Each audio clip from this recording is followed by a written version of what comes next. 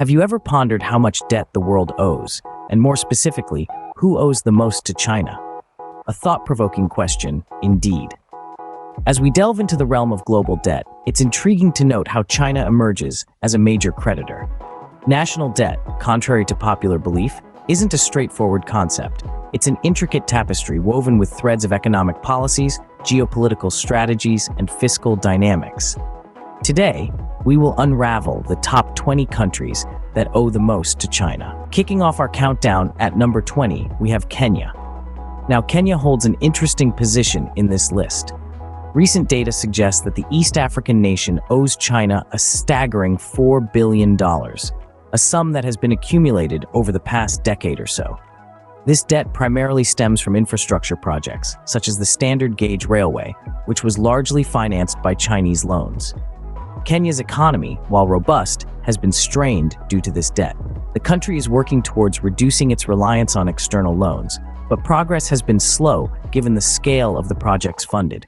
It's a delicate balance of investing in growth and managing debt, a dance that Kenya is still learning. Despite the challenges, Kenya remains hopeful, focusing on economic reforms and debt management strategies to ensure a sustainable future. Moving up, we have another African nation, Angola, at number 19. As we ascend the ladder of indebtedness, we reach the middle of our countdown. Here, we find countries ranked from 18 to 10 in terms of their debt to China. At number 18, we have the land of the Kiwis, New Zealand.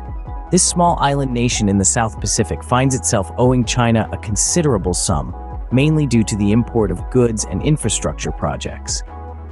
Moving on to 17, the vibrant nation of Brazil. Its debt to China is largely due to the importation of Chinese goods and China's investments in Brazilian infrastructure and energy sectors. Next up at number 16 is Kenya. This East African nation's debt to China is largely attributed to infrastructure projects, particularly those related to the Belt and Road Initiative, China's ambitious global infrastructure development strategy. At number 15, we find ourselves in the heart of Europe with Poland. Poland's debt to China is primarily due to Chinese investments in the energy and infrastructure sectors.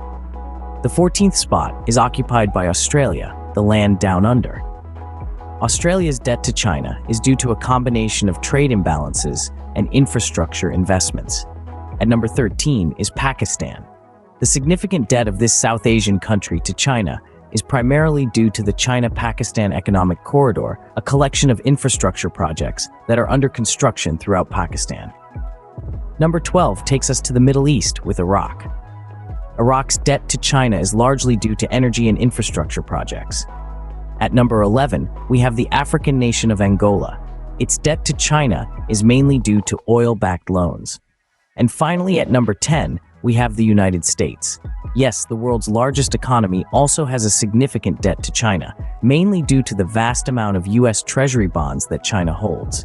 As we near the top of our list, the debt figures begin to skyrocket. Are you ready?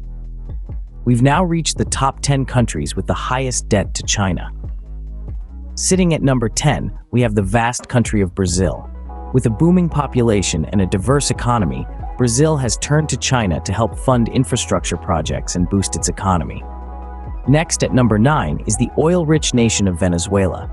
Despite its wealth in natural resources, Venezuela owes a substantial amount to China, largely due to loans for oil development projects that have yet to pay off. Number 8 spot goes to Pakistan. A key player in China's Belt and Road Initiative, Pakistan has borrowed heavily to fund major infrastructure projects, aiming to transform its economy. Moving to Africa, at number 7, we find Angola. This oil-rich African nation has amassed significant debt through loans for infrastructure and oil exploration. At number 6, we find ourselves back in Asia with Cambodia. Despite its small size, Cambodia has taken on significant debt, focusing on infrastructure and development projects. Number 5 takes us to Europe with the powerhouse of Russia. Despite its massive economy, Russia has borrowed heavily from China, mainly for energy and infrastructure projects. At number 4, we have Nigeria. With Africa's largest population and economy, Nigeria has turned to China for loans to fund everything from railways to power plants. The third spot is held by Ethiopia.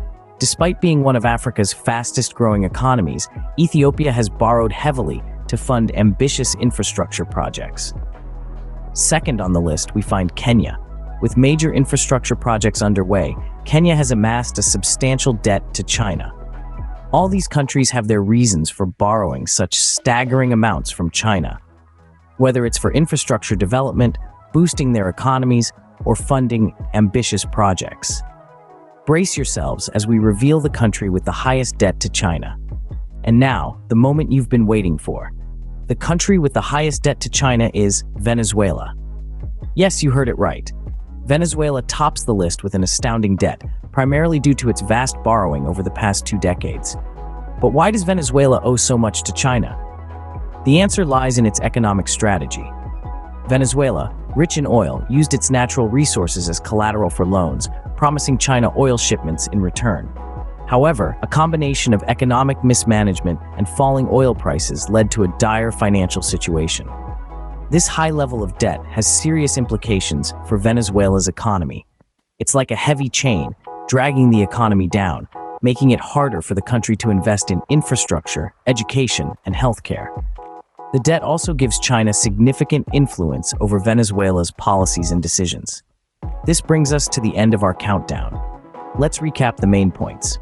From Kenya at number 20 to our top debtor, we've traveled through a world of debt. We've seen how countries borrow for various reasons, from infrastructure to aiding economic growth. We've also noted the potential pitfalls of high debt levels, including the risk of economic instability. It's a delicate balance between leveraging debt for development and falling into a debt trap. Remember, debt is a tool that, when used wisely, can stimulate growth. But when mismanaged, it can lead to economic downfall. Until next time, keep asking questions and stay curious.